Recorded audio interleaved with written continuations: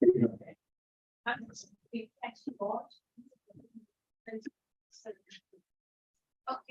Yeah. How many members? So that's what we have. Good morning, everyone. First, I would like to welcome our very own director of Niranjan Hiranandan School of Management and Real Estate, Dr. Niranjan Bhagwan.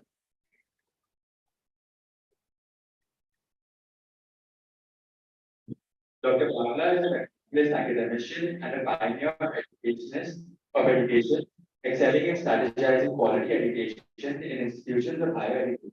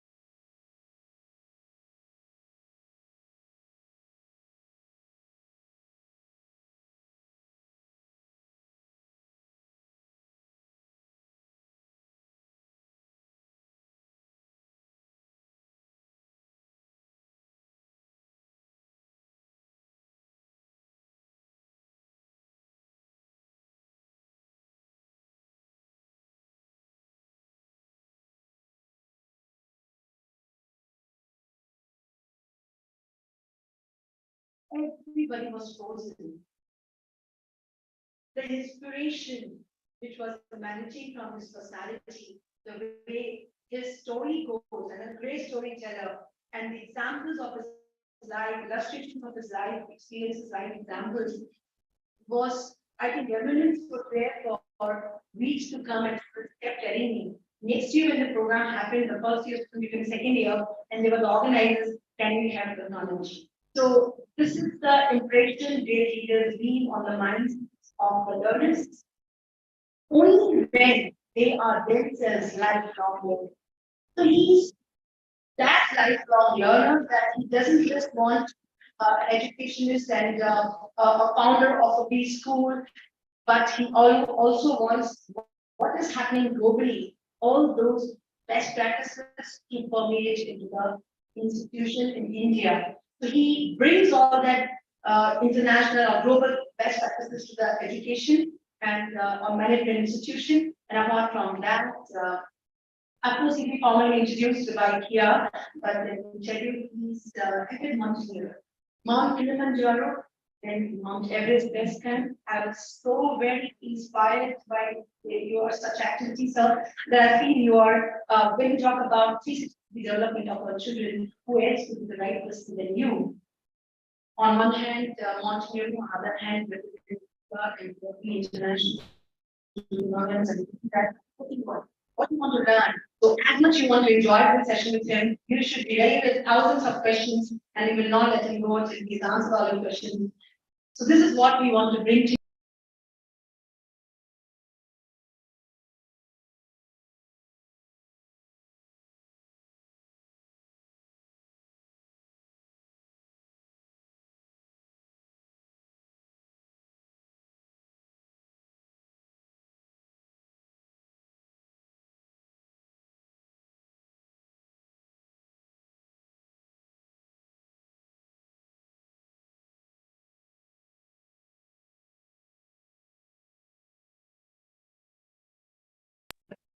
And he asked me just now, you may leave after listening to music or talking to the students, but how can I use to be a learner like you? So I want to be along with you this journey today. So over to Kia, invite her, and she is your coordinator. And so as I mentioned to you, all the things are sitting out here of Little Canada School of Management, and Kia is one leader who knows how and she teaches the entire school well that being of their age, I think they have evolved, whether it's music and or leadership. Or you, not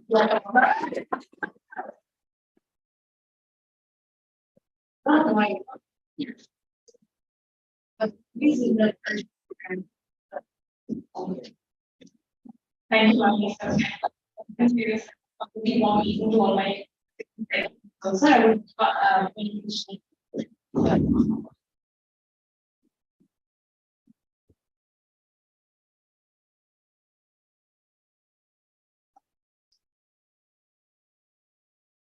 We have today a very special guest. He's a graduate from HR College and completed his MBA in Finance from SPJN Institute of Management. He has 24 years of experience in financial services, entrepreneurship, and education, having worked with global institutions like HSBC, Standard Chartered Bank, Reuters, and FX Markets. In 2009, he founded Universal Business School, which is one of the top ranked schools in India and is backed by 60 global CEOs and business leaders. He has developed award-winning BBA and MBA programs. In 2018, he was selected as Global Goodwill Ambassador and also received the Education Evangelist of India Award for Great Place to Study in 2020. He is a prolific TEDx speaker and has spoken at conferences across 9 continents. I would like to ask our director, Dr. Hindala K. Pagar, to felicitate our.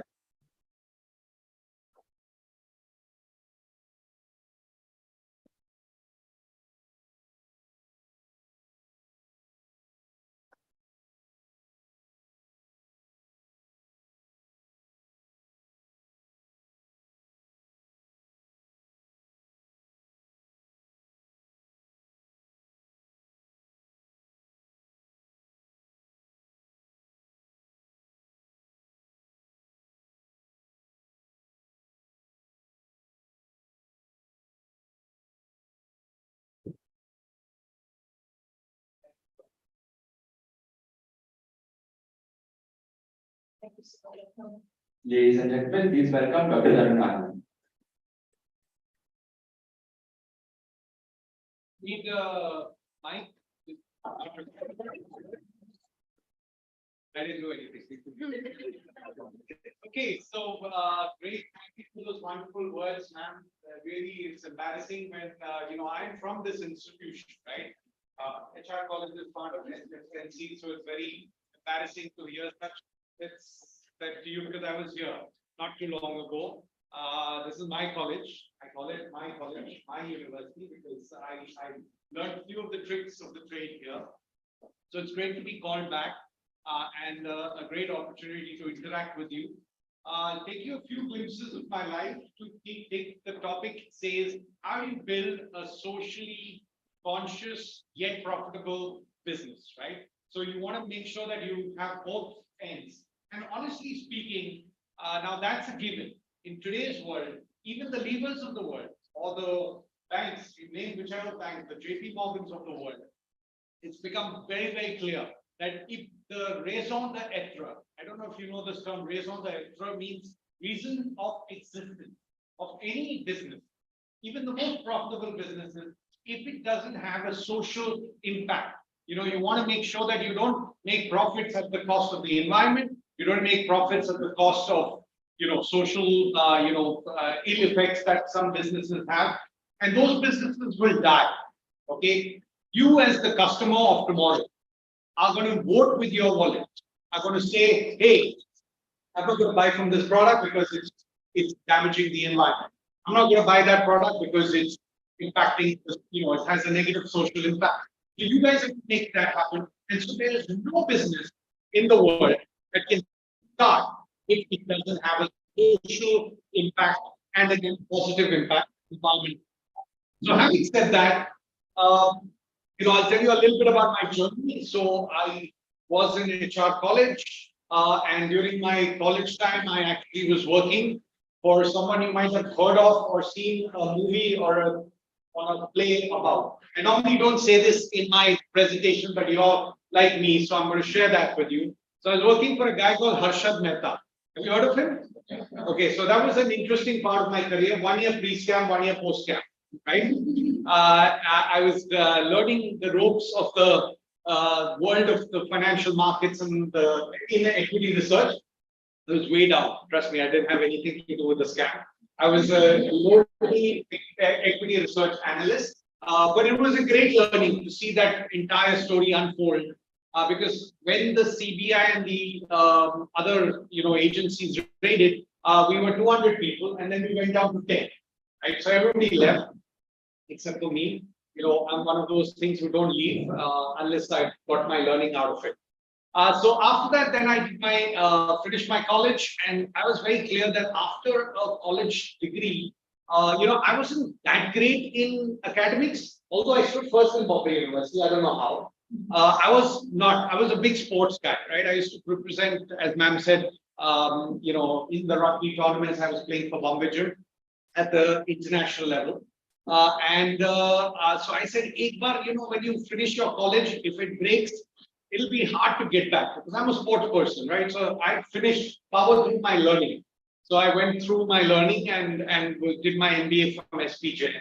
When I finished my MBA, I became a banker. I was starting my career as a banker with some of the banks you heard about. And then I moved up the corporate ladder, slowly, steadily moved up. I wanted to set up a business, right? I'd seen lots of people, do a great job setting up a business, but I didn't have the confidence or the money, both, right? You don't have the confidence, you don't have the money. What do? So I did what is the part of what is called a, intrapreneurship, right? So in the company, you create an idea, take it to your bosses. They like the idea.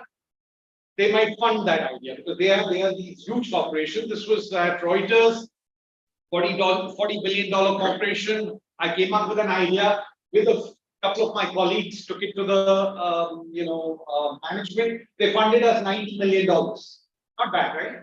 You get $90 million, put it up. We created the world's first FX exchange. So you're traded in the stock markets like Bombay Stock Exchange, NSE, National Stock Exchange. But for foreign exchange, there's no exchange.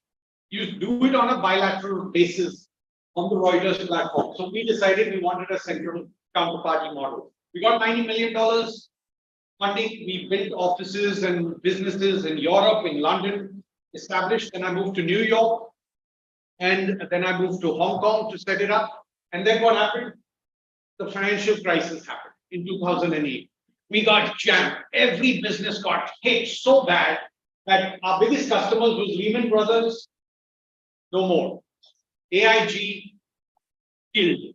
Bear Stearns, no more. Morgan Stanley, Goldman Sachs, everybody was on the Merrill Lynch. They were on the verge of extinction. In fact, they needed oxygen support. So we were a $90 million business when $100 billion businesses could not survive. We were a tiny speck in the ocean.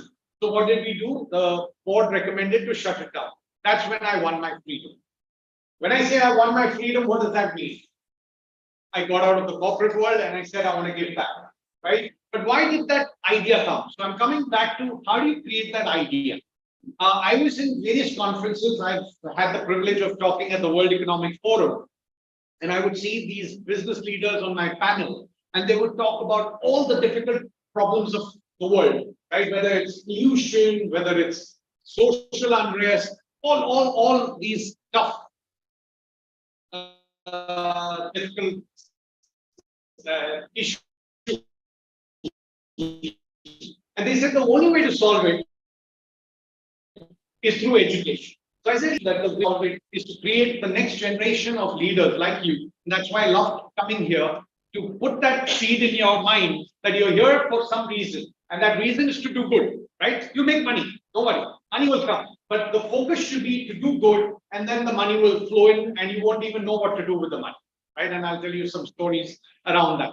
So I said, okay, I want to set up a education institution.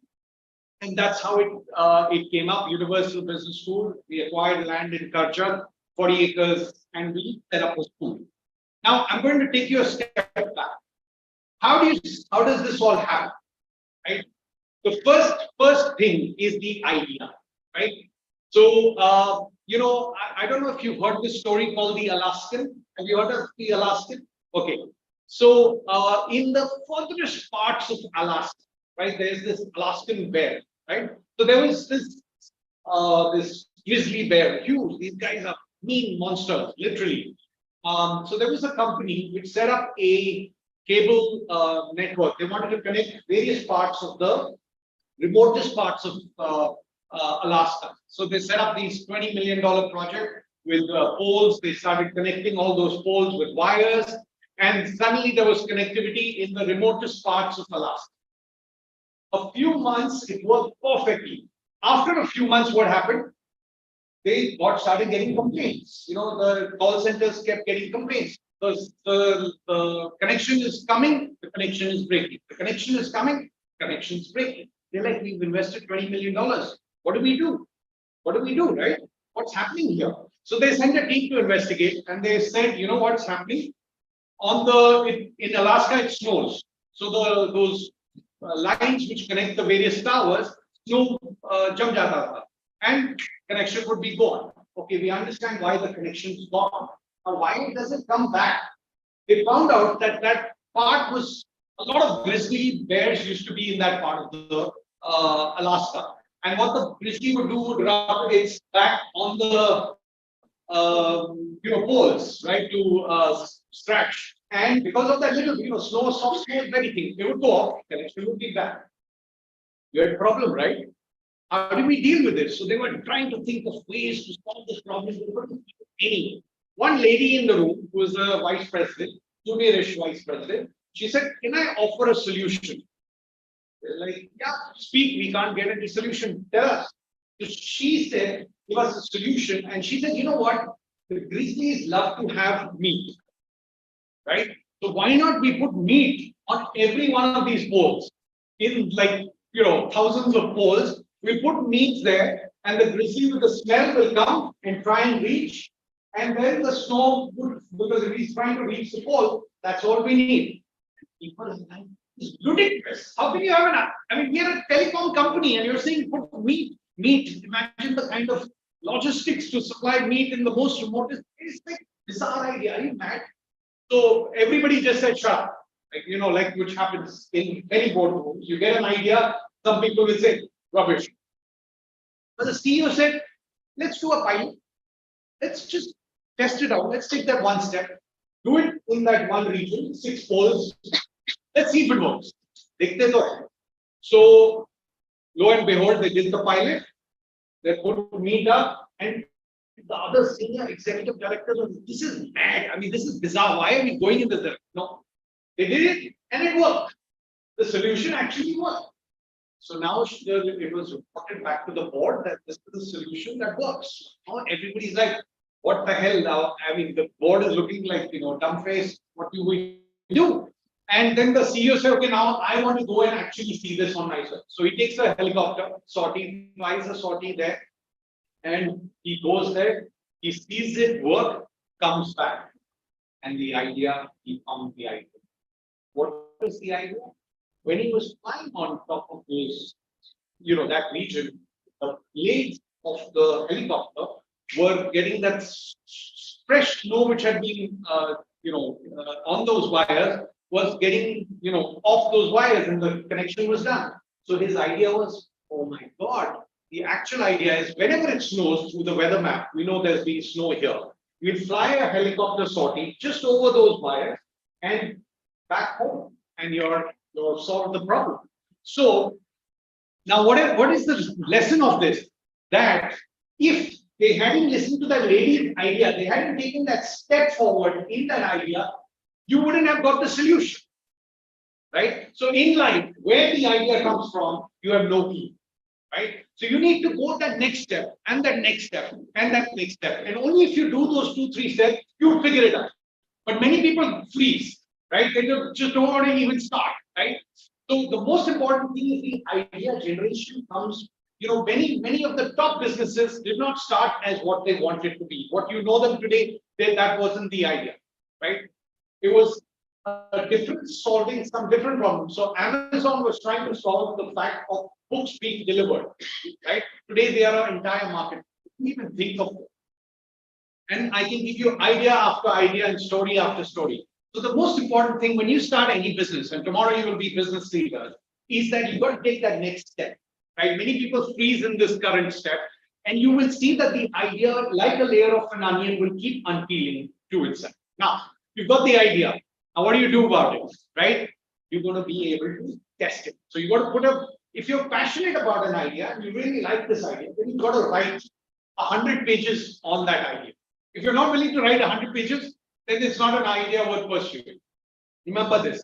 And in that 100 pages, you would like to cover things like which you learn in the business management program. And that's why it's very important to do this, is you learn things like, okay, I want to put the product positioning right. I want to get the go-to-market strategy right. I want to get the unit economics right, blah, blah, blah, blah, blah. All the what you learn in the next 3 years, 4 years in business, you will put that together. There'll be gaps, that's okay. Now you put that together. Then comes the financial modeling of the idea, right? So normally, people will say you put a normal and give a conservative and a optimistic view. Give us a conservative view. I say that's not the way. You need to, if you expect this revenue to be 2 crores or 5 crores, whatever that number mathematics is coming, half the revenue. What did I say? Half the revenue and double the cost. Now does the idea work? If after halving the revenue and doubling the cost, you're still passionate about the idea, then that idea has some legs. Okay. Now you got to go into the market. You got to test it. You're going to share it with family and friends. You're going to talk about that idea. They're going to give you, no, this doesn't work. People are going to slam doors at you. Say, no, this doesn't work. This doesn't work. Ye nahi chalega, wo nahi chalega. So you start building that, feedback. Some will be constructive, some will be destructive. Doesn't matter. You're passionate. You've got it. Doors are going to slam on your face. I'm going to tell you how doors slammed at my face when I was with HSNC early avatar HR college. So I used to be a door-to-door salesperson in Breach Candy, not too far from here, right? From that, what is that, Panwala? Muchard. So that Muchard to all the way till that Frankie guy, Tips Frankie, was my territory. So, you're doing door-to-door selling, so you ring the bell, and that is kind of posh area. So you got to first get into the building, right? Before you even ring the door. And there used to be boards outside. What did the board say? Dogs and salesmen aren't allowed. So आपको पहले कुत्ते का level दे दिया, right? You're at the dog level. You find a way through the door, right? You find a way, somehow you use ways that in a building in Mumbai, most likely if you say Mr. Shah se milna, there'll always be one Mr. Shah in the building, right? Any Shahs in the house? Good. See, you guys saved my. So I would get into the building saying Mr. Shah. When you go up, you go to right to the top, and start ringing bells. Ding dong. You ring the bell, ding dong, the door opens, and now guess what? Because it's Mumbai City, there's no point ringing the bell at 10 o'clock. Nobody's at home. You have to start ringing bells at 6 in the morning. So I used to work from 6 to 9. Till 9 ke baad, there was nobody there. Some businessmen were there up till 9, although sometimes even till 8:30 ke baad you wouldn't get. And then I would start marketing again 7 to 10 in the night. That was my time because residents should stay. So you ring the bell, ding dong, early in the morning, you know, and the door would open, the mother of the house would open the door and I'm saying, good morning, ma'am, I'm from HSBC. Oh. Door slammed on your face. Good morning, ma'am. Oh. Good morning. Obviously, mother's not too happy at 6 in the morning, anybody is going to ring the bell. Anyway, so door after door would slam on my face. I used to be very upset. I'm like, good morning, right? I used to feel very, very frustrated, right? I used to go up, cry, and say, if I don't get my targets, I'll lose my job. Right? Simple. You're a sales guy, you've got to get sales. So then, after a lot of thought, I came up with an idea. Can I tell you that idea? On the one condition, you won't go home today and tell your moms this idea. Okay, that's a promise I made for you. So you go into the thing, I would ring the bell, ding dong, the bell would open. Say, good morning, ma'am, I'm from HSBC. I know what's going to happen. I know what's going to happen. Right? It's going to slam at my door. Door is going to slam on my face. So I went. Now I'm inside your house, right? Delhi is parked here, so the door would hit me. Sometimes door says, sometimes Aista say, depending on the anger of the mother, right? So she's just banged the door, my leg is inside, so it would hit me, and I go, falling on the floor. I say, I think I've hurt myself now. The mothers are beautiful people, right? Heart of gold. She's feeling because of her, something has happened, he's fallen, and this, that. I'm like, I've hurt man. Can I just have a painkiller and I'll go? So, dard diya to dawa to deni hai. So she would go in, get a painkiller, water, just about to have that. I'm so sorry, I've not had breakfast and it's not good to. All mothers know no painkiller, breakfast ke bina, you shouldn't have any on an empty stomach. So she's now gone halfway kindness, she has to complete the kindness. So I said, just little 2 sips of chai I'll have and I'll go. Chai banne mein 5-7 minutes lagte the, peene mein 5-7 minutes. 15 minutes, sale done. I wasn't getting 2 seconds. I got lottery, 15 minutes. Right? So then Ghanti fall painkiller chai sale. Ghanti fall painkiller chai sale. Ghanti fall painkiller chai sale. One shot, sometimes 6 painkiller. He's thinking, Pagal Sardar. I get that a lot of times. Now, why am I telling you this story? Because in life, there are going to be doors slammed at you.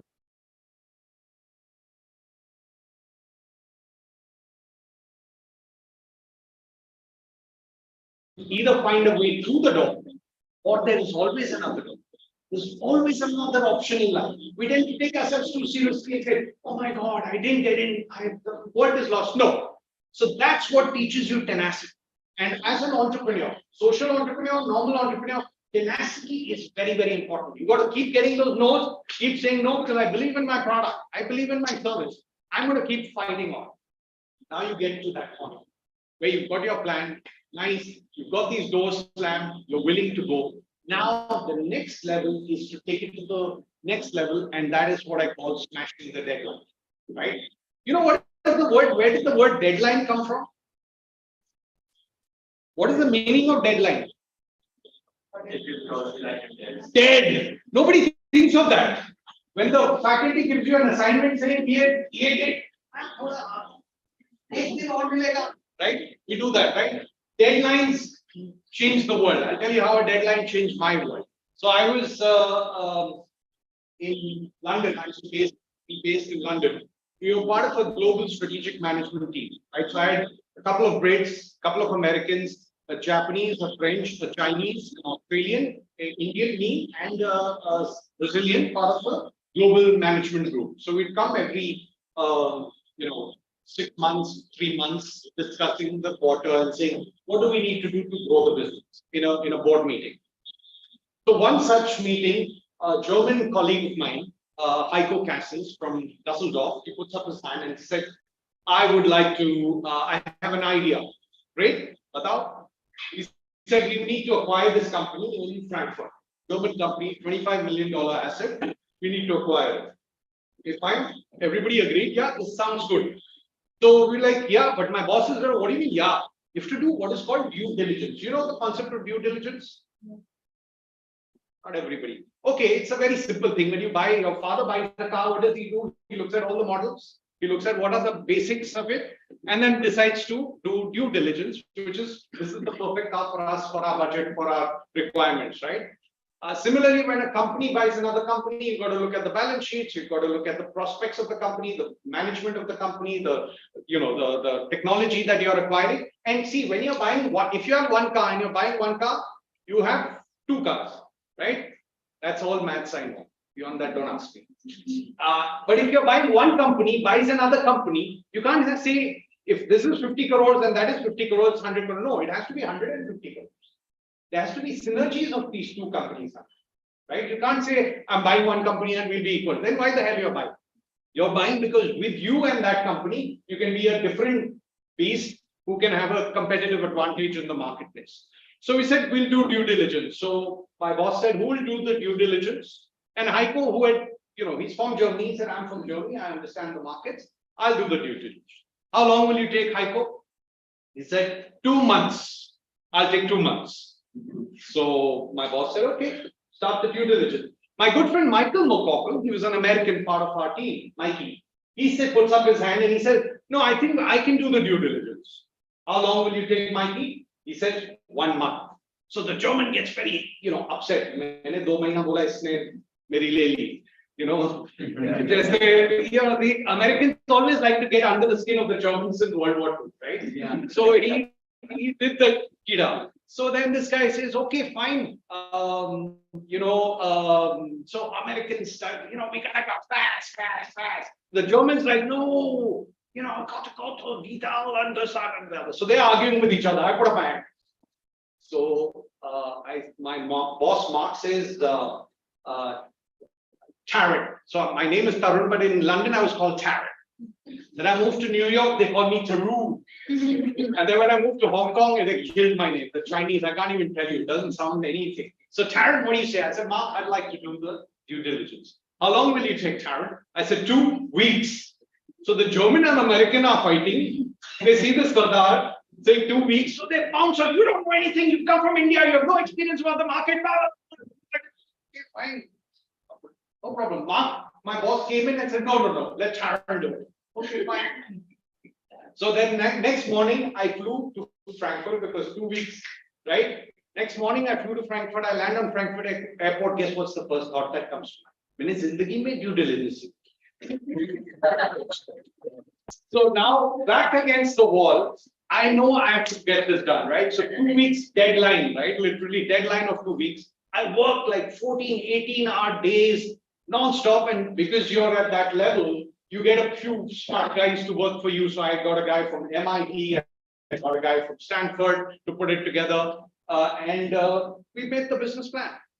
And the due diligence report on 14th day, I presented it to my boss. He was looking at it, good, and then he saw a massive error, right? And he pointed this out to me when I was sitting in front of him. I was like, this just doesn't make sense. I said, "Gai bhais pani mein." I'm going to get fired. You can't make such a.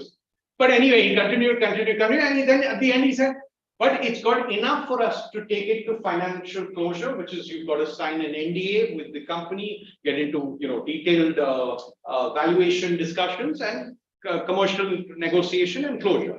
So I was feeling very happy, like I managed to pull it off. I made an error, but I managed to pull it. So now that was great. Good. Now I'm through the gates. And rest is history. We bought the company, but I forgot about it because it was not in my region. I used to manage United Kingdom. This guy used to manage Central Europe. So he got the asset and that was the end of it. 6 months later, I get a call from my boss. And he used to be based in New York. And he calls me up, Mark calls me up and said, "Tarun, let's have dinner tonight." Okay. So my thought is he would fly down to London, and we normally he likes to go to this Indian restaurant in Chelsea, so I will organize it. I asked the secretary, "Is it the same restaurant in Chelsea?" He said, "No, the dinner is in New York. I'm sitting in London, Canary Wharf, So I take a flight straight, fly down to, take a business class flight, get a brand new suit at Heathrow Airport, just, I don't know what's the occasion, fly to John F. Kennedy, shower, 7 p.m. I'm there at the dinner. Walk into the dinner, my boss is sitting there and he orders a bottle of Dom Perignon champagne. And he calls that bottle, comes in and they, pop, whatever that noise comes out. And I'm like, what's this for? He said, congratulations, Tarun. You're the new global CEO of the treasury business. I was like, wow, that is good right there. I couldn't believe it. It's just like, I was so young and I'm now global CEO. I was just blown away. And you know what is the first thought that came to my mind? अब हम गोरों पे राज करेंगे. इतने साल हो गए हमारे पर राज किया, but I couldn't tell him he's a गोरा. How can I tell him? But I was like, why me? Right? Why me? And he said simply, because you know how to smash the deadline. I said, what do you mean? He said, if you hadn't gone and put your hand for that 2-week due diligence, we would have lost it to our competitor Bloomberg. And $25 million, that's what I'm looking for in a global CEO, someone who smashes the deadline. Because remember, all those guys out there were 10 years to 20 years senior to me, who should have become that position. They were from Harvard, Wharton, Stanford, you name it, Oxford. I was from SP Jain. Nobody's heard of SP Jain. It's a fantastic school, but in New York, London, nobody knows that, right? Wahan pe Harvard chalta hai, Wharton chalta hai, right? So, even in spite of not having the best Ivy League education, in spite of having a disadvantage of being a decade less in terms of experience, I still managed to become that position. So I was like, wow, like this was the best thing that could happen to me. I was just 32 years of age, right? And then he says, you need to now move to New York.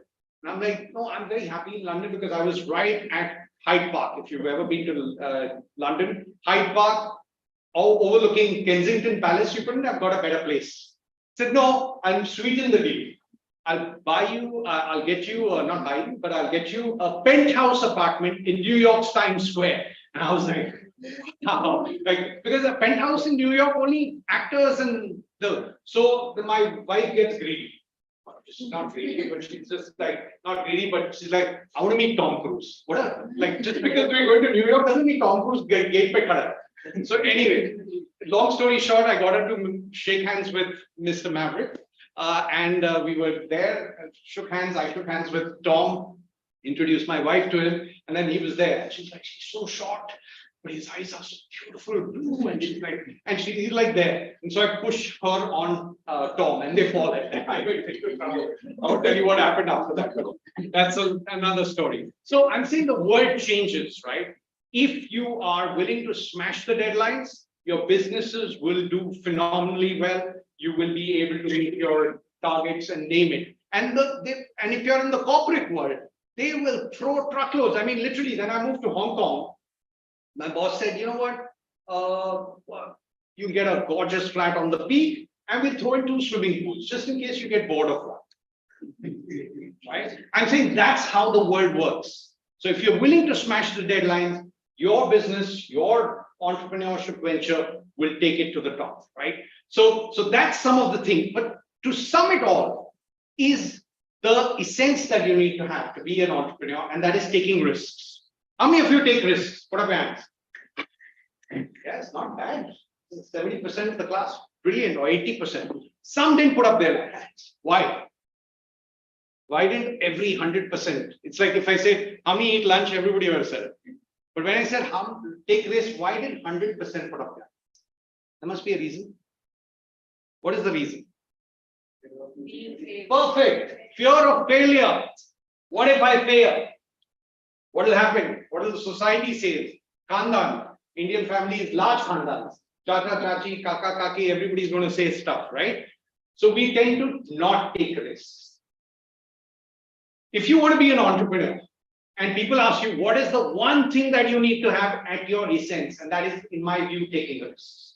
Taking risks is a non-negotiable, even if you're not an entrepreneur. Now, let me explain to you. When I risk, I might fail, right? People say, I risk, I fail. I say no. When I risk, I fail, I learn. The person who takes no risk has zero failures, but zero learning. And in this competitive world that you're all going into, VUCA is an old word, volatile, uncertain, complex, ambiguous. That's an old word, but it still exists. It's even more ambiguous. It's like ambiguous on steroids, right? In that crazy, uncertain world that you're going into, the only way to navigate is taking more risks, not less. Because when you risk, you fail. I don't even look at fail. You learn. You risk, you learn. You risk, you learn. So that's how you navigate this shopping world. But if you're not willing to take risks, you're not going to learn. Right? So that is very, very fundamental in any business enterprise, is the ability to take risks, right? Let me give you an example. Which is the closest garden around here? You should know. I live here. But can you name some garden? PDP. PDP. Chalo, free chant. I take you for a nice walk up this to PDP. Lovely weather, beautiful skies, lovely grass, gorgeous trees, flowers, this, that. We walk along. La, la, la, la, la. No, we don't do la, la, la, but we walk. Now, before you enter the garden, I tell you guys, before you just come, I have planted 100 poisonous snakes in the garden. What's going to happen to you? What's just going to happen to you? Every part of you is going to be on high alert, right? You're going to be like, you hear the slightest, you're going to like, if I hadn't given you that information, you wouldn't have heard that. So what just transformed you? You faced with physical risk, bodily risk. So now your faculties have expanded. You will hear things you wouldn't have heard before. You will see things you haven't seen before. You'll be like looking any movement in the grass, right? You're going to be like full power. What has just happened? So when you add risk to the pie, you expand yourself. It's been scientifically proved that we use less than 5 to 10% of our brain power. The only way we can expand it to that potential of 90% is by taking more risks, not less. So if you take those crazy things, I'm not talking, see, I'm not saying stand in the middle of Mumbai-Pune expressway saying, "Sir ne bola tha risk lene ke liye." That's pagalpur. That's pagalpur. There's a difference between risk and madness. Okay, so you've got to be able to push yourself to the limit, right? When you do that, you're going to be able to take the world. The world is going to come up with awesome opportunities for you. It's there for the taking. Just grab it with both hands and keep doing that risk. So on that note, I'm going to keep it. I would love to hear questions because I can keep going on, but I want to hear you. So thank you for this opportunity and open up to questions. Anything you'd like to ask? Yes. First, introduce yourself, your name. Okay, then you ask questions. Perseus Mystery. Yes. So you started off your speech by saying business needs to be environment friendly and you know you have to do good. But I have an argument to that. Sure. Okay. I've heard that the tobacco companies since I don't know, whenever they started, but they always had the biggest bad influence on the majority of the public. But they still succeed, make crazy profits, have crazy branding, and have now failed. They just keep growing and growing and growing. And everyone said, oh, it's even after labeling it, it's dangerous, it's this, it's bad, you get heart attacks, you get cancer, still people have it. But that's actually a negative impact. So then how are they succeeding? Excellent question. I'll tell you, if you look at ITC's balance sheet, in the last 20 years ago or 10 years ago and now, they continue to do what they do, which is sell tobacco products. But the kind of good they've done with the profits they've earned is substantial. So there is this e-Chopal which they've done on rural empowerment of the farmers and so on. And similarly, so what they're trying to do, I'm not ever going to say they did the right thing, but in my mind, they make 100 crores profit, and I don't know what that number is, but let's say 100 crores. Earlier, the 100 crores was being reinvested in making more 500 crores on cigarette sales. Now, the same thing, if you look at their combination, is 100 crores if profit or revenue was 100 crores, whatever, 500 crores. Earlier, their mix was 98% or 96% of their revenues was coming out of tobacco sales. Now that is brought down to 50%. in years' time it will become 10%. Now that 10% still might be relatively bigger pie, but the good news is at least 90% of their revenue. So they're changing their mix, revenue mix. Similarly, oil companies are doing the same because oil is considered, a pollutant to them. So if you look at Exxon, 50% of its revenues is coming from energy, solar energy, all these renewable factors. So what they're doing is they're changing their mix, and hopefully at a point of time, it will come down where it will become insignificant. And then they might change it, right? But when your house is being built on just the cash which you get from a business, which is not so good, if it becomes 5%, you can kill it. But if it's 100%, you will never kill it. So it's a journey.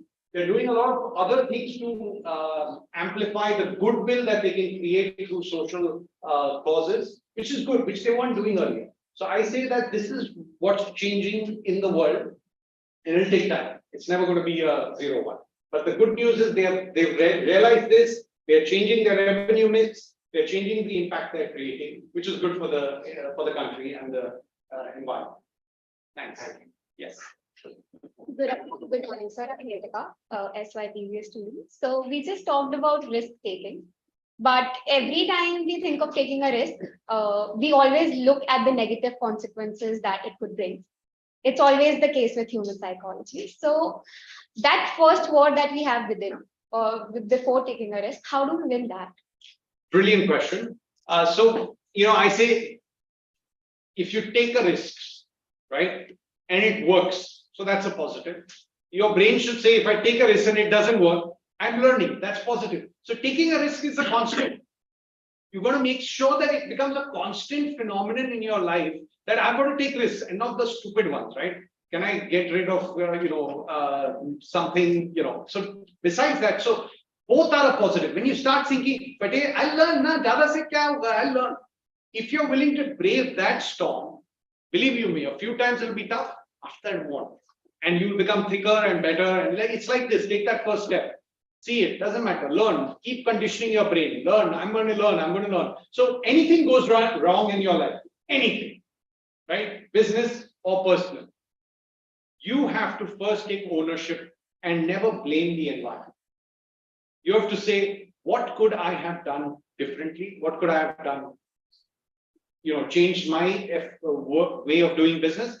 That is the fundamental thing. We tend to say, externalize it. He was responsible. She was responsible. Government was responsible. Environment, whatever. Then when you put the ownership on someone else, you will not make a change in you. When you make that change in you, believe you will be a better person and a more effective person. Okay, one more thing. I'm really curious about how you started your mountaineering journey. So I was part of Duke of Edinburgh awards team. So I used to do a lot of gold hikes and silver hikes and all of that. And then I started on my decided once that was over, I did base camp Kanchenjunga, then did Kilimanjaro, and 6 months ago I was at Everest. So it was great. I love it. In the mountains, it's just heaven. What can be made by nature is just unreal. Yes. Yes. Sorry, I missed. When you set the deadline part, there's a possibility that you lose everything or you gain it. Yeah. So whenever your colleagues who are a decade ahead in experience, when they said 2 months, someone said 1 month, you said 2 weeks, right? Did you have a thought of that? What if I'm not able to do and lose everything and lose it? I have to come back to India or whatever the consequences can be, or I'll be gaining everything. Did you have No, I neither thought that I would gain or lose, but my DNA is that next step. Right? Doesn't matter. The outcomes is not in our control. And the moment you start thinking, will I gain, will I? No, my thing is the process. Take that step. Take that bold step, figure it out. Back to the wall, it might work, it might not work. I always believe, so there is a principle I use in my management, which is called, this is very important. It's better to ask for forgiveness than take permission. Think about it. I empower my teams to say, I don't care. I'm okay if you fail. You will ask for forgiveness. Galti ho gayi. But when you become this, I will take permission. Yeah, can I do this? Can I do that? Can I do this? Then sometimes you're there to give that yes, go ahead and okay. But Those are the kinds of people who are not the risk takers. The risk takers are, you've got the right heart and mind, you're with the right intention. Bosses also realize. He tried now. He gave it his best shot. And if the boss is not smart enough to know that, then that's not the right time.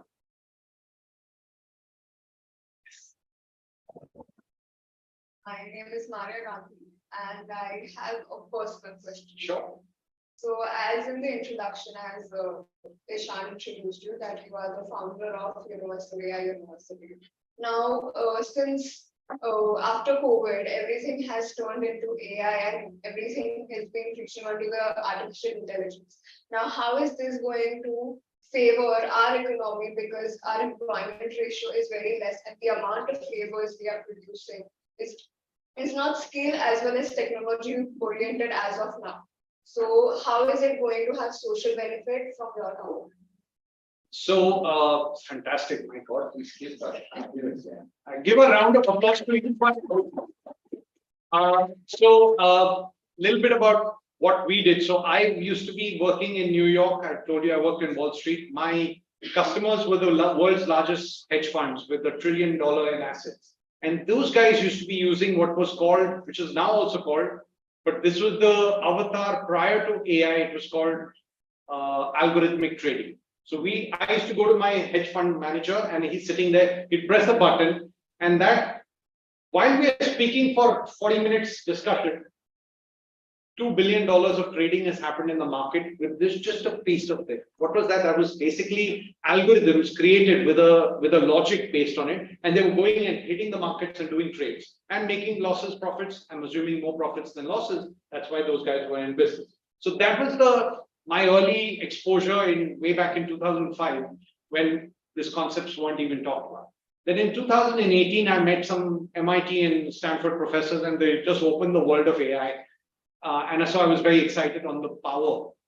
So AI is just, very simply put, before AI will take anybody's job, it's someone using AI will take your job. So it's like saying, I want to be an accountant, but I will not use the calculator. Pehle kya hota tha, if you have to do 7 digits into 7 digits, you would sit on a piece of paper, at least I don't know about you. Multiply it, then put it up. How long would that take? And calculator would be in seconds. Same way, AI tools are supposed to power us from the not so important tasks to give us that ability. So if I have to write a research report, it might take 5 days, maybe 10. Now it's done in 3 seconds with a prompt engineer, right? So on ChatGPT. So the point is that these are tools which are going to support you, help you to become more effective, super productive, super fast, and therefore you need to learn these tools. That's my belief. In terms of just the overall economy as such, I believe that as a nation, we need to take a step ahead. Other nations are going at full speed. It's like the arms race, right? You can't say, no, you've got to play that game. It's a new game. The new rules have been set by the global world. We need to make sure that we are part of that journey. We need to make sure that we are part and equipped. It's like, let's ride the tiger rather than being eaten up. So let's learn how to ride the tiger. It's not rocket science. We'll learn how to ride that AI tiger, and we'll be able to be productive, super productive as our peers in other economies. And therefore, we overall, in terms of India has a specific advantage because we have a large market which is growing. So the demand is going to be here, right? Because we are a young nation, we will be producing the maximum amount of talent. And most of the international world, Europe is pretty much dying or if not dead. So who's going to do those jobs? You guys, right? So I'll see you in Paris soon. Very good questions. Yes, yeah. My name is Jia Shah. So, after facing a lot of rejection and failures in our life, how do you bring that kind of faith in yourself that yes, I can do it again and this is what I'm going to do?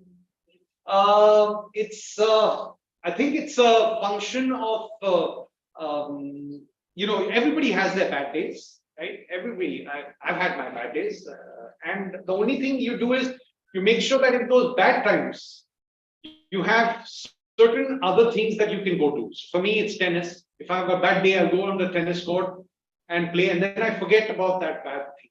And then it's just time is the best thing, right? A few hours, a few moments, a few days, and then your thing on to the next thing. So your DNA needs to be rejuvenated, whether it's movies or music or dance or sports. Keep that element there. It's your go-to, right? For some, it's alcohol, not advisable, but that's also fine. Whatever keeps you. So you will get those punches. Remember, it's not going to be easy. You will get those punches, but you got to be like Muhammad Ali, right? Keep taking it, take your time out, come back, rejuvenate. But it's also a lot of positive. You got to be, feeding yourself that positive, and people say motivation. I'm not so sure of motivation. Yes, it's important, but more important is discipline, right? If you're in that process, remember my simple step is thought is next step. That's the discipline. I've got to keep taking that next step forward. It might be tough. I might have to go sideways for a bit, but keep taking the steps. Okay, my name is Ishan. So in India, the number of entrepreneurs per capita is very less compared to the US and China. So what can we do as a country to promote the entrepreneurship culture? So I think the government is doing a lot through this Atal Incubation Center, these tinkering labs. There are some 10,000 I just heard, I'm not sure, labs in schools which are coming out with technology tinkering. Institutions are getting these Atal Incubation Centers. So a lot is happening. They're saying the figures are crazy, which didn't exist till a decade ago. The number of people who are getting into entrepreneurship. So it's that it takes time because the DNA of our nation was a be safe kind of a nation, where a government job was considered the most safe, and the next was a bank job, right? Now those are the most painful, pathetic jobs on the planet Earth, and the corporate sector has really created a large momentum in terms of jobs with great careers. So I think that shift will happen, but India is still, in the villages and all. So the village guy still says that, banki naukri mil gayi. So that's why 10 lakh people apply for 2,000 posts. It will take time, but I believe that the momentum is started. It will take a decade for this thing to change. When I go to a classroom and I say, how many of you want to be entrepreneurs? Now 80% put up their hands. 10 years ago, it was 20%. So it's good, but still 80% might want to be. How many end up going? Because when you get into the corporate world, you get a fat, juicy salary. You then don't want to get rid of it. Right? You're like, aa raha hai na, chal raha hai na. So then you take that, because entrepreneurship is a hard path. It's not an easy path. It's a very, very hard path. So therefore, if you're willing to take those hits, but the gain is it's like a hockey stick. So if you can go through that 5 years of pain, you're willing to take that risk, you will make it. Yeah. So what made you leave your stable job in a corporate firm and start your own? Okay, so everybody has a bucket list. I'm sure each of you have your own bucket list. Ye karna hai, wo karna hai. So my bucket list was to be a CEO. I became a global CEO of a multinational. My bucket list was to work only in Mumbai. I worked in London, New York, Hong Kong, Mumbai, and Dubai, right? So there were ways I wanted to see some continents. I worked in more than 60 countries around the world. So when I looked at my bucket list, there was nothing left in my bucket list, and God is being very, very kind and super, super grateful. So when my bucket list, I'm like, there's nothing now. After London, New York, Hong Kong, they were offering me a job back in London or New York. I'm like, kar liya. There's nothing exciting for me. New York is great, loved it, but there's no bigger challenge. So that's when I pivoted to saying what I've learned in my career. I started my career as a door-to-door salesperson and became I was on the board of a $40 billion corporation, when I was 33. So I said, okay, uske upar there's not much. So what my learnings are, give it back in the name of education. Both my parents happened to be professors for 30 years each. One at Wilson College, I'm sure you've heard of Wilson College. And my father was a professor at Jamnalal Bajaj for 35 years. So maybe there's some little bit of that also. My grandfather was a principal, my aunt, everybody has been in the education field except for me. I was in financial services. Who was that? Oh. My question is for Vani. So my question was, as you talked about problem solving, so according to you, what are the top 3 challenges or problems of our country, India, like which are needed to be solved? Wow. I would love to be Narendra Modi for a day. So I think I would like to take it at a little broader view, but I think climate is, in my view, number 1, number 2, number 3, and after that, I would put just getting people out of the poverty line, so that there is all this social unrest which you hear in various parts is because of non-educated thing. And the third is education. So the government is doing a lot, but everybody needs to do a lot, because if you're educated, you won't stand on the street and start throwing stones, right? You will realize that you can use your time to do much better, to get a better earning for your families and so on. So I think, and this deep divides which are coming into the society, I'm against. I think it's, doesn't help, because if you build those divides, it's going to create these kinds of unrest. So these are some of the things. And maybe solve the India's problem. Good. Any other questions? Wonderful. So it's been an absolute pleasure interacting with you. You guys have been rock stars. Give yourself a big round of applause.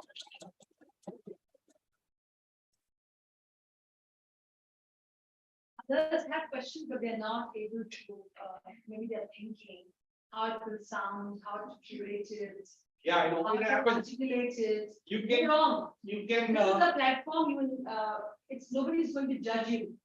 and it's okay. Even if you have that, it's okay.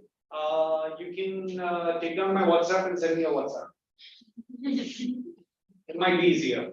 I would like to add 2 things, Sure. because, see, we all come from different backgrounds and we acquire things differently. So first of all, I was very happy with Sir's journey. Knowing him, being with him, talking to him, interacting with him, this wouldn't have come out. And this is the reason that I'm sitting here with you. So this is the first thing. And being an entrepreneur at young age and achiever at that age, how many of us have those examples? And not know the reason why Tarunji is here or Charanji is here. That's Tarun. But today, when you ask a question about what is the challenge, who asked this question? Brilliant question. I'm at the same time being here, I thought I'd listen to him. It was a joy listening to your questions too. If I can add something today, he will have more to share with you, and if I leave with him with you, or we ask him to be with you. But few things, as a person from nuclear science background, to tell you frankly, which I'm working with the International Atomic Energy Agency, what they look at India, I can give you perspective, because I may not get a chance again to discuss on the same question, is about health care and sanitation.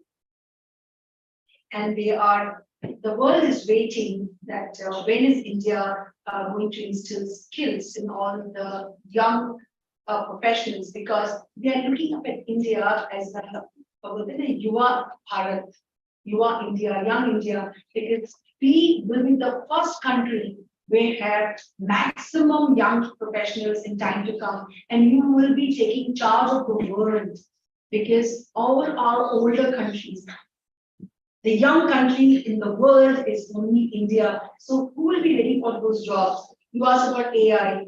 Why is it that AI University started?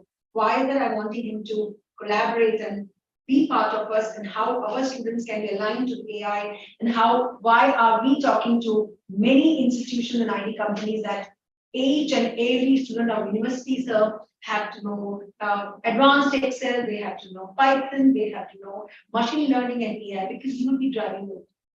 So this is where the university was formed, that we can do what we want with the curriculum, and no, I don't have to ask any question to him. There's a reason, so that as you said, we can spend hours together in calculators, then without calculators, non-calculators, you will be driving, because you will have AI tools. We are all tools, so job will not be issues in India, because you are the young ones who will be ready to take. How many people or older people will adapt to AI at 80s and 90s? They will. You will only use the tool. But how will be on the steering wheel and the driving wheel? You all will. The young India will be. I would also like to add something you asked about tobacco. So again, from this background where I'm working with WHO, with the senior people and officers in India today, magazines and the work. To be very frankly, to give you an idea, it doesn't look good when you say this because it's the truth. Truth can never be accepted. And there's a question mark. It's not only in India, the entire globe. Economy comes from here, the economic figures, all right? But where they are using the impact on the downtrodden one when they are not sensitized. So which are the customers? Who are the customers of tobacco? There are other people who are using it after knowing, after being educated and literate. So what are they doing? They're playing with the thoughts of us. They're feeding, India and landscape, or regulatory landscape. They're playing with it. There's a lot of funding going into changing the government regulations. To be very frank, and this question time and again we have asked on a bigger forum. I was so happy at this stage if you ask me a question. Congratulations to all of you. The main part is they are changing the traditional form of using tobacco, but what they use this. Put your hand to your heart and being educated in one of the best institutions, smokeless tobacco. Tobacco is tobacco. So they know that somebody wants to get addicted, so they know the human psychology. They're invaders of the human psychology. You may ask this question, but still, when you are in a group or in this, there will be some students or people who will be driven to this kind of negative impact of tobacco, but you will not even remember that time. This is what good for us, so let's not try. What is bad in trying? This is what is the human psychology. So they're playing with human psychology. They're playing with the areas and regions in the world, and they are not sensitized. And a lot of funding goes into handling regulation psychologies in the government. So I think that's where we ask government and we ask the countries, the entire country. It's the biggest challenge to the country that all these addictive materials and narcotics have to be actually, but that's bringing to economy. This is where the feeder to it come. Wonderful question I can add because it's just different perspective. I will not get a chance with you, but whatever thought process was brought in by Tarunji was so brilliant that I very soon will come back to you with conclave, and I was discussing with him digital empowerment with him because I happen to Delhi now, and we get a chance to discuss with the thought leaders and the policymakers, and where we put this thought: are we empowering our children with the digital development fully? You only have seen the tip of the iceberg, So still you need to get into the roots and of the entire gamut was playing around AI, and this you only have heard AI. You're only using Siri, you're only using some forms, but you're not handling still. You're still a beginning. So where we have got the routine on us that you have to come face to face and use AI as a tool. So keep thinking and asking questions, and this is the place that you have to overcome this thought of how do I ask a question, how do I frame it, what students will feel, what my friends will feel. Please arc in bits and pieces. Just release keywords. Enough. No one will judge you. Do you judge me when I talk with you? Please judge me, no problem. What will happen? A one line will come on, a word will add. Will it change my direction taking university? It won't affect me. So I will not ask you how did I do as standing out there, how did I do when I'm answering you? No, stop judging yourself and stop thinking that others judge you. The human nature, they will alienate you.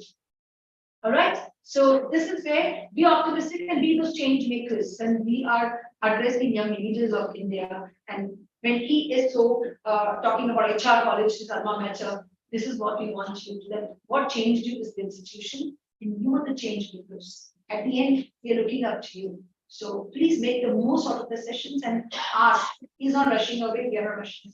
Please ask, and I'll be very happy that you are, your thoughts, your ideas are coming forward.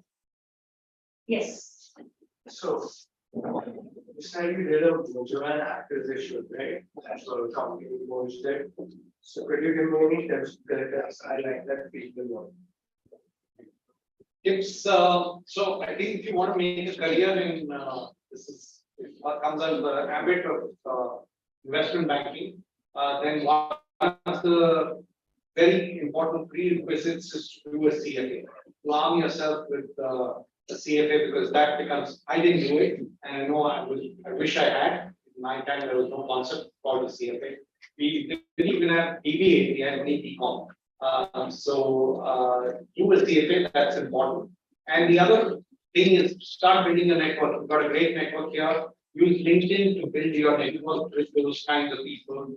Start attending conferences. You will see there are many places you can go. And in education, you get a big advantage while you're studying. You can attend anything for free, and nobody will tell you. So start advancing your knowledge about. I can do this project team, connect to all HRIs and KCIs through LinkedIn. So come up with a project. They were alumni maybe of University of Mumbai, but they were part of HRKC. We have all the great CEOs and managing directors and entrepreneurs there. So if you want to learn from them, then search them and make a platform and come back to me. This is a project. And let us start Tarunji also there and we get him again as an alumni of KC or alumni of HR college of the university.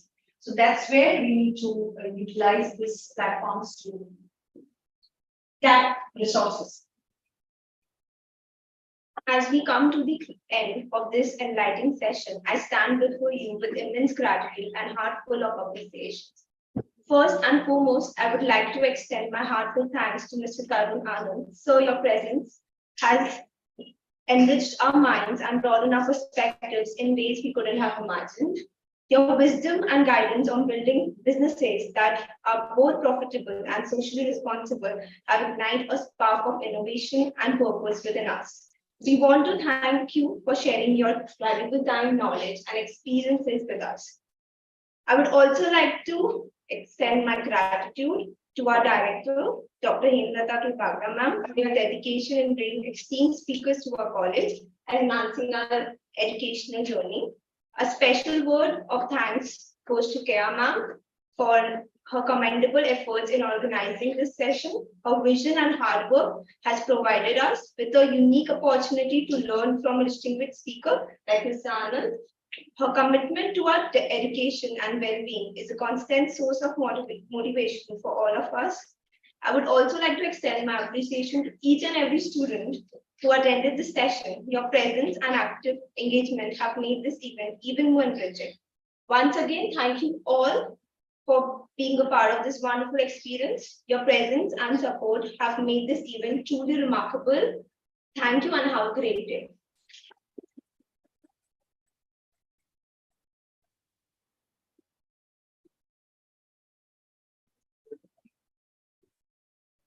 Tobacco part, e-cigarette part. Let's go on.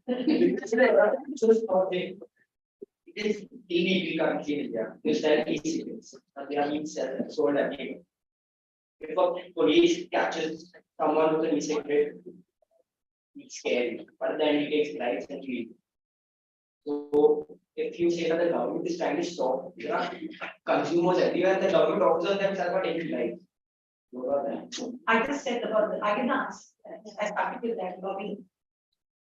It's all, and that's where I said that we are discussing the forums. That one hand you give them permissions, the policies are made, they power for greater economy of countries, and other hand to municipal offense and punish you. But e-cigarettes is an institutional offense. So how is it that both go hand in hand? That's a question we ask. So this is where the change makers have to bring in that change.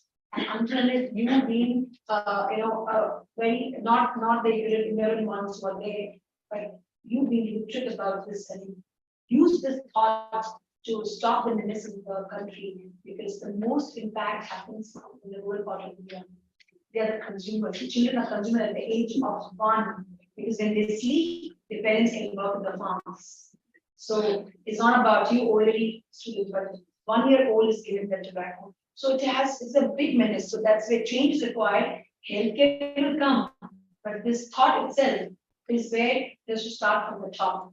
Something has start from the bottom to make them literate, but they're ignorant now. Something will start from top. So in change makers, we all, whenever we go, we address such questions. That's the reason. This is one of the things. Same thing for alcohol. narcotics. So narcotics, anti-narcotic cell is there, right? There's a commissioner of police which I met, and the other day I asked him, you are having anti-narcotic department, why you don't seize it? If they treat economy, the countries and regions, there's some rules, they have to fill in that rule. So how it is a medication, certain extent. But medication is being exploited at a level. So tobacco also was a medication. Opioids are the medication. You start with the medical world and get into this, so we need to draw lines. And this will be a debate for a day minimum where we invite the thought leaders, organize one. I should do. Let's bring the people who are at that level and ask them this question. So I should invite Chancellor.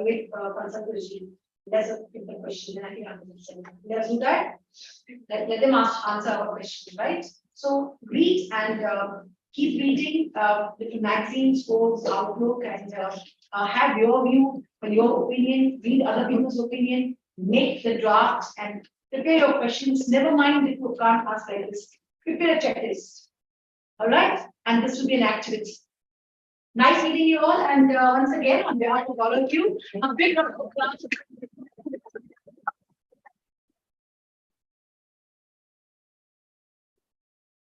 And somebody can pick up picture here. So you can send somebody, your entire class, and all the students online. Thank you for joining online, and thank you for part of the journey. We will look forward to meet you here this in the physical space. All of us. Keep smiling, right? So, both these boys. Come, Aarti, come, everybody, pictures again.